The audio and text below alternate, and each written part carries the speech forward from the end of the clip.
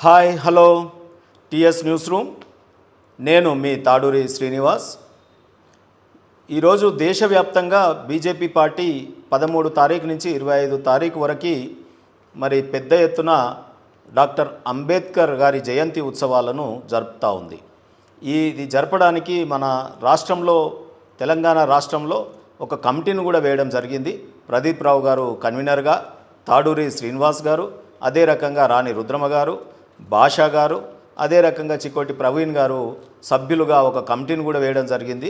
వీరు రాష్ట్ర వ్యాప్తంగా జరుగుతున్నటువంటి జయంతి ఉత్సవాలను ఏ రకంగా జరపాలి, వాటి కార్యాచరణ ఏంటి, వాటి ఇంటెలెక్చువల్ మీట్స్ ఎట్లా చేయాలి, విగ్రహాల శుద్ధి కార్యక్రమం ఏ రకంగా చేయాలి, రాజ్యాంగ పీఠికని మరి ఎడ్యుకేషనల్ ఇన్స్టిట్యూట్స్లో విద్యార్థులతోని ఏ రకంగా రాజ్యాంగ పీఠికని చదివించాలి, ఇవన్నీ కార్యక్రమాలని మరి తీసుకొని పెద్ద ఎత్తున ఈరోజు దేశవ్యాప్తంగా జరుపుతూ ఉంది. తెలంగాణలో కూడా చాలా ఘనమైనటువంటి జయంతి ఉత్సవాలను జరుపుతూ ఉన్నారు. అయితే నేను మీకు 2 విషయాలు తీసుకొస్తాను. ఒకటి, అంబేద్కర్ గారు కాంగ్రెస్ పరిపాలనలో వారికి దక్కినటువంటి అవమానాలు కావచ్చు, లేకపోతే వారికి చేసినటువంటి అనేక రకమైనటువంటి సంఘటనలు, ఆ పరిపాలనా కాలంలో జరిగినటువంటి తీరుతెన్నుల్ని వివరించే ప్రయత్నం చేస్తాను. ఆ తర్వాత వాజ్పేయి గారి నుండి మోడీ గారి హయాం వరకు బీజేపీ పార్టీ ఇప్పుడు ఉత్సవాలలో చెప్తున్నటువంటి సందేశాన్ని మీ దృష్టికి తీసుకొచ్చే ప్రయత్నం టిఎస్ న్యూస్ రూమ్ ద్వారా నేను చేస్తూ ఉన్నాను. డాక్టర్ బిఆర్ అంబేద్కర్ గారు అనేక అవమానాలను ఎదుర్కొన్నారు. ఎంత దాకా వెళ్ళినారంటే అంబేద్కర్ గారికి స్వయంగా 1951లో హిందూ కోడ్ బిల్ కానీ, సాధికారత గురించి కానీ, లేకపోతే సామాజిక న్యాయం గురించి కానీ వారు పార్లమెంట్లో పోరాడుతున్నప్పుడు ఆనాటి ప్రధాని నెహ్రూ గారు వారించారు.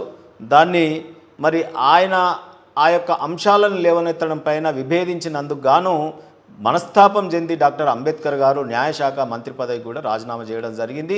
దాన్ని వెంటనే నెహ్రూ గారు ఆమోదించడం కూడా జరిగింది. కనీసం రిక్వెస్ట్ చేసి మీరు కంటిన్యూ అవ్వండి కూడా అడగలేదు. ఈ దేశంలో ప్రధానమంత్రి గారు ఏ రకంగా ఉండాలి అంటే ఒక మంచి నాయకులు కానీ, లేకపోతే ప్రజల మన్ననలు పొందిన నాయకుడు కానీ, దేశానికి ఒక ఇంటెలెక్చువల్ కానీ ఉన్నప్పుడు మరి ఆ రోజు న్యాయశాఖ మంత్రికి రాజీనామా చేస్తున్నప్పుడు వారించకుండా వెంటనే ఆమోదించడం కూడా జరిగింది. అదే రకంగా 1952లో తిరిగి మళ్ళీ ఎన్నికలలో పోటీ చేసినప్పుడు ఏంటంటే వారిని ఓడించడానికి ఒక ఇండిపెండెంట్ క్యాండిడేట్ను పెట్టి కమ్యూనిస్టులు, కాంగ్రెస్ పార్టీలు వారికి మద్దతు ప్రకటించి మరి వారిని ఓడగొట్టేలా కూడా చేయడం జరిగింది. ఆ ఓడగొట్టడంలో కూడా అనేక రకమైన కుట్రలు జరిగినాయని చెప్తూ ఉంటారు. ఏంటి అంటే ఒక 78,000 ఓట్లను తీసివేయడం కానీ, లేదా కొన్ని ప్రాంతాలను వారి కాన్స్టిట్యున్సీలో ఉన్న వాటిని మళ్ళీ నెక్స్ట్ నేను అనుకుంటా 1954లో ఉప ఎన్నికలలో స్వతంత్ర అభ్యర్థిగా పోటీ చేయడం జరిగింది. సో దానికి కూడా కాంగ్రెస్ పార్టీ స్వయంగా అభ్యర్థిని నిలబెట్టడం కానీ, లేకపోతే అక్కడ ఉన్నటువంటి కొన్ని ఓటు సంబంధించి అంబేద్కర్ గారికి పడేటటువంటి ప్రాంతాలను ఆనాటి పాకిస్తాన్ అంటే నేటి బంగ్లాదేశ్ దాంట్లో కలపడం కూడా జరిగింది. సో ఈ రకంగా అంబేద్కర్ గారిని నానా ఇబ్బందులు పెట్టినట్టుగా చరిత్రలోని అనేక పుస్తకాలలో మనం చూస్తూ ఉన్నాం, విన్నాం. మరి ఈరోజు వరకు కూడా అనేక ప్రసంగాలలో అంబేద్కర్ గారు స్వయంగా మాట్లాడిన ప్రసంగాలలో మనం వింటూ ఉన్నాం. అంబేద్కర్ గారిని చరిత్రలో ప్రాధాన్యత తగ్గియడానికి కాంగ్రెస్ పార్టీ అనేక రకమైన మరి కుయుక్తులను పన్నింది. సో ఎట్లా ఏ రకంగా అంటే ఇప్పుడు అంబేద్కర్ గారి మీద పోటీ చేసి అంబేద్కర్ గారిని ఓడించినటువంటి వారికి ఎవరు ఎన్ఎస్ కజ్రోల్కర్ అనే 1970లో కాంగ్రెస్ ప్రభుత్వము పద్మ విభూషణ్ అవార్డుతో సత్కరించింది. మరి అంబేద్కర్ గారికి అప్పటి వరకు కూడా ఏ అవార్డు ఇవ్వడం జరగలేదు. వారు రచించిన రాజ్యాంగం ఈరోజు ప్రజలు ఆనాటి ప్రభుత్వం కానీ ఈరోజు ఒక సిస్టమ్ నడిపిస్తూ ఉంది. ప్రధానమంత్రులు చదువుకున్న వాళ్ళు వచ్చినా ఇవాళ ఎటువంటి వాళ్ళు వచ్చినా, అన్ని రంగాల్లో వారి ప్రావీణ్యత లేకపోయినా, లేకపోతే ఏ రకంగా చేసినా, వారు దుర్బుద్ధితో ఏమైనా రాష్ట్రాల యొక్క పరిస్థితులను కానీ, దేశం యొక్క రాజకీయ పరిస్థితులను కానీ ఏ రకమైన ఇబ్బందులు పెట్టినా మళ్ళా రాజ్యాంగం తనకు తానుగా సవరించుకునే విధంగా అంబేద్కర్ గారు రచించారు రాజ్యాంగాన్ని. అటువంటి అంబేద్కర్ గారిని ఓడించినటువంటి వారికి పద్మవిభూషణ్ ఇవ్వడం, వీరికి మాత్రం భారతరత్న మరి ఇవ్వకపోవడం. అదే రకంగా వారి యొక్క చిత్రపటాన్ని కనీసం పార్లమెంట్లో కూడా పెట్టలేదండి. అదే రకంగా ఆ అంబేద్కర్ గారు చనిపోయినప్పుడు వారి అంత్యక్రియలు ఢిల్లీలో జరపకుండా వెంటనే ఆ బాడీని వారి భార్యని తీసుకుపోమని చెప్పడం, మరి వారిని ఏ విమానంలో అయితే ఆ డెడ్ బాడీని పంపినారో దాని ఖర్చులు కూడా కాంగ్రెస్ పార్టీ రసీదు మళ్ళీ ఆనాటి ప్రభుత్వమా మరి ఏ రకంగా ఎవరు చేసినారో కానీ ఆ రిసీట్ కూడా డబ్బుల రిసీటు వారి భార్యకు పంపించడం జరిగింది ఇంత అమౌంట్ కట్టాలని. ఎంత శోచనీయమండి. మొన్న తెలంగాణ బిడ్డ పివి నరసింహారావు గారు చనిపోయినప్పుడు కూడా ఢిల్లీలో అంత్యక్రియలు జరగకుండా, అదే రకంగా అంబేద్కర్ గారి అంత్యక్రియలు ఢిల్లీలో జరగకుండా ఎందుకు ఈ కుట్రలు జరిగినాయి? అనేక మంది అంటూ ఉంటారు. ఎందుకు అంటే అక్కడ నెహ్రూ గారి, ఇందిరాగాంధీ గారి, లేకపోతే రాజీవ్ గాంధీ గారి ఇవన్నీ కూడా సమాధులు వస్తూ ఉన్నాయి కదా, మరి వాటికి ఆదరణ ఒకవేళ అంబేద్కర్ గారు, పివి నరసింహారావు గారు ఇలాంటి వాళ్ళందరి కూడా అక్కడ పెట్టినట్టు అవుతే, అంత్యక్రియలు జరిగినట్టు అవుతే, అక్కడ సమాధి ఘాట్లు వచ్చినట్టు అవుతే ప్రజలు తండోపతండాలుగా లక్షలాది మంది ఈ సమాధుల దగ్గరికి పోతూ ఉంటారు. మరి వారి యొక్క సమాధులు వెలవెలబోతాయన్నా, లేకపోతే వారి మాత్రమే ఉండాలన్నా, దేశ రాజధాని వారి సొత్త లేకపోతే మిగతా వారికి కాదా, ఎందుకు మరి ఆ రకంగా చేసినారో తెలియదు. కానీ చరిత్రలో ఆ తప్పిదాలు మాత్రం జరిగిపోయినాయి. అందుకే ఈరోజు అంబేద్కర్ గారు ఆనాటి 1931 రౌండ్ టేబుల్ నుంచి మొన్నటి వరకు ఆయన చనిపోయినంత వరకు పోరాడుతూనే ఉన్నారు జీవితం అంతా. అనేక రకమైనటువంటి పోరాటాలు. కాంగ్రెస్ పాలనలో మీకు తెలుసు సామాజిక న్యాయం గురించి పోరాడినటువంటి అంబేద్కర్ గారు 1961లో నెహ్రూ ముఖ్యమంత్రులకు ఒక లేఖ రాశారు. రిజర్వేషన్లు అంటే అవి తక్కువ ప్రమాణాలు కలిగినటువంటి వారు, అన్స్కిల్డ్ ఉంటారు, వారికి రిజర్వేషన్లు ఇస్తే ఈ దేశమే డెవలప్మెంట్ ఆగిపోతుందని. ఓబీసీలు కానీ, ఎస్సీ ఎస్టీలు కానీ అన్స్కిల్డా? వాళ్ళే కదా భావి భారతదేశ నిర్మాతలు. వారే కదా నాగరికత, హరప్పా మొహంజోదారో నాగరికతకు చిహ్నమైనటువంటి చక్ర ధారణ చేసి కుండలు తయారు చేసిన వాళ్ళు కానీ, విశ్వకర్మలు కానీ, లేకపోతే ఇలా సేవలు చేసినటువంటి నాయి బ్రాహ్మణులు కానీ, చాకలి వాళ్ళు కానీ, అంతెత్తు తాటి దూలాలు, తాటి కమ్మలు, లేకపోతే టాడీని తీసేటటువంటి గౌడన్నలు, లేకపోతే పశు సంపదని పెంపొందించడంలో యాదవన్నలు కానీ, ఇలా అనేక రకమైనటువంటి ఓబీసీలు కానీ, ఎస్సీలు కానీ చేస్తేనే కదా ఈ దేశం ఇంత మరి అభివృద్ధిలోకి రావడం జరిగింది. కాబట్టి బట్టలు నేసినటువంటి నేతన్నను, బట్టలు కుట్టినటువంటి, మీరు వేసుకున్న సూటులు కుట్టినటువంటి వాళ్ళు, ఈ రకంగా అనేక మంది మరి భారతదేశంలో ఉన్నటువంటి వారిని అన్స్కిల్డ్గా వారు అభివర్ణిస్తూ ముఖ్యమంత్రులకు లేఖలు రాయడం కూడా మనం చూసాం. అదే రకంగా ఇందిరాగాంధీ హయాంలో మండల్ కమిషన్ సిఫార్సుల అమలు మరి ఆలస్యం చేయడం కానీ, లేకపోతే 1985లో రాజీవ్ గాంధీ రిజర్వేషన్లు మన సమాజాన్ని అస్తవ్యస్తం చేస్తాయని మరి వారు మాట్లాడడం కానీ, సో అదే రకంగా 1990లో రాజీవ్ గాంధీ గారు రిజర్వేషన్లు వ్యతిరేకిస్తూ లోక్సభలో తీవ్ర వ్యాఖ్యలు చేశారు. అందుకే రిజర్వేషన్లపైన కుట్రలు ఈనాటిది కాదు. రాహుల్ గాంధీ గారి యొక్క తాత నెహ్రూ గారి కాలంలోనే కాకా కాలేల్కర్ కమిషన్ని తొక్కిపెట్టడం, వాటి నివేదిక బయటికి రాకుండా చేయడం, అప్పటి నుంచే అనేక కుట్రలు పన్నడం జరిగింది. అందుకే ఈరోజు మీరు చూసినట్టయితే కంపారిజన్ చేస్తే ఒకవేళ అంబేద్కర్ గారికి భారత రత్న ఇచ్చి సత్కరించుకున్నటువంటిది వాజ్పేయి గారు మరి విపి సింగ్ గారి హయాంలో మరి చేయడం జరిగింది. అదే రకంగా అంబేద్కర్ గారికి భారత రత్న ఇవ్వడమే కాదు, వారు చిత్రపటాన్ని పార్లమెంట్లో పెట్టడం జరిగింది మోడీ గారి హయాంలో. మోడీ గారి హయాంలో ఇంకా అనేక కార్యక్రమాలు అంబేద్కర్ గారికి జరిగినాయి.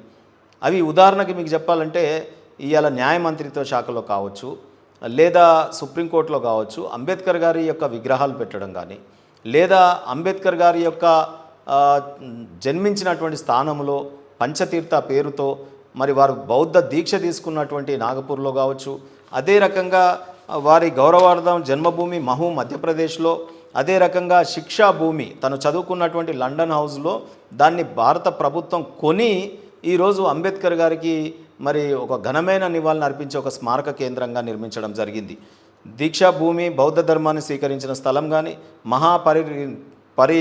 నిర్వాణ్ కానీ, ఢిల్లీలో అంబేద్కర్ నివాసం, అతను నివసించినటువంటి నివాసం, అదే రకంగా చైత్య భూమి అంత్యక్రియలు జరిగినటువంటి భూమి ముంబైలో, మరి ఇవన్నీ కూడా పంచతీర్థ పేరుతో కోట్లాది రూపాయలు వెచ్చించి మరి నిర్మాణం చేయడం జరిగింది. ఇప్పుడు ప్రజల సందర్శనార్థం అక్కడ మంచి మ్యూజియం, అంబేద్కర్ గారి జీవన శైలి, వారి యొక్క జీవితంలో పోరాటాలు అవన్నీ కూడా అక్కడ అభివర్ణిస్తూ మరి పంచతీర్థాల అభివృద్ధి అనే ప్రాజెక్టును తీసుకొని చేయడం జరిగింది.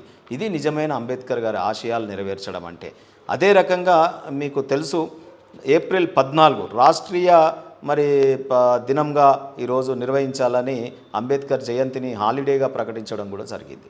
అదే రకంగా మీరు చూసినట్టయితే ఢిల్లీలో మీ అందరికీ తెలుసు 26 Allipur road Ambedkar international centre ఒకటి ఏర్పాటు చేయడం జరిగింది. అదే రకంగా మహిళలకు రిజర్వేషన్, ఆ రోజు మహిళా ఆరక్షణ బిల్ గురించి అంబేద్కర్ గారు జెండర్ కానీ అన్నీ కానీ సమానంగా ఉండాలి హక్కులు అని చెప్పి మాట్లాడి సో అటువంటి వారికి నిజమైన నివాళి అర్పిస్తూ ఆ రకంగా మరి మహిళా బిల్లును కూడా చేయడం జరిగింది.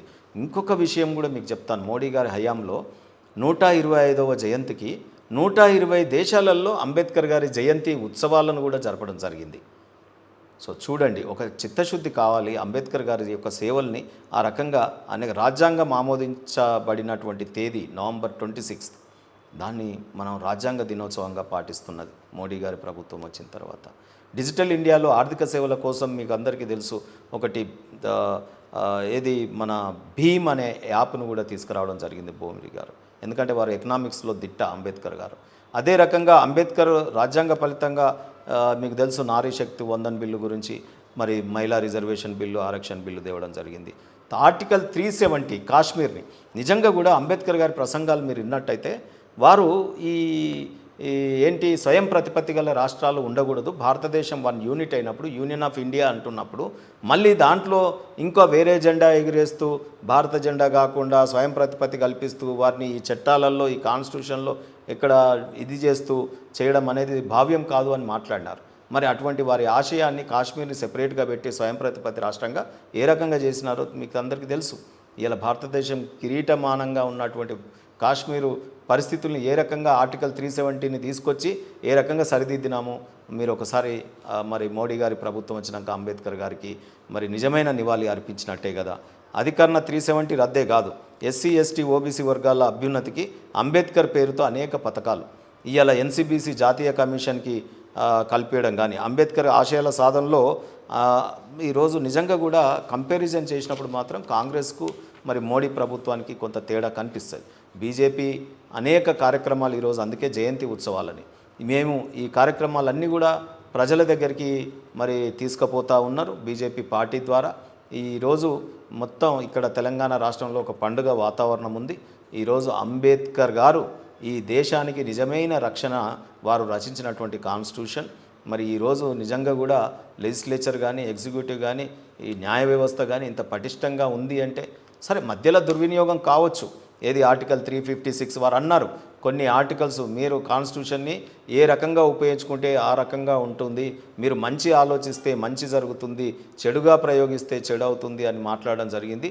ఇందిరాగాంధీ గారి కాలంలో కానీ కాంగ్రెస్ కాలంలో కానీ అనేక మార్లు ఆర్టికల్ 356ని మరి ప్రయోగించడం జరిగింది. నేను అనుకుంటా సబ్జెక్టు కరెక్షన్ 90 సార్లు ఈ రాష్ట్ర ప్రభుత్వాలను రద్దు చేయడం కానీ అదే రకంగా మీరు చూసినట్టయితే రాజ్యాంగ పీఠికని సవరించినారు, అనేక రకమైన పదాలు తీసుకొచ్చినారు, సెక్యులర్ స్టేట్ అని ఇంకోటని తీసుకొచ్చినారు.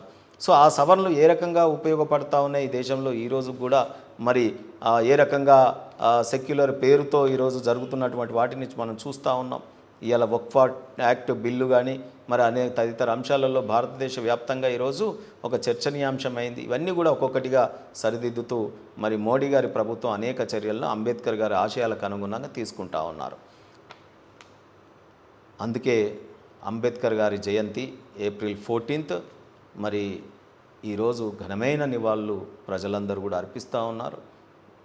అదే రకంగా అంబేద్కర్ గారి యొక్క వారోత్సవాలు 25వ తారీఖు వరకు అనేక పాఠశాలలలో ఇన్స్టిట్యూట్స్లో కాలేజీలలో ఇంటెలెక్చువల్ మీట్స్ని మరి ఏర్పాటు చేస్తూ మరి ఈరోజు అందరూ కూడా మరి తెలంగాణ దేశవ్యాప్తంగా కూడా ఈరోజు అంబేద్కర్ గారికి ఈ రకంగా ఒక దేవుడిని కొలిచినట్టుగా మరి ప్రజలందరూ కూడా ఈరోజు కొలుస్తూ ఉన్నారు.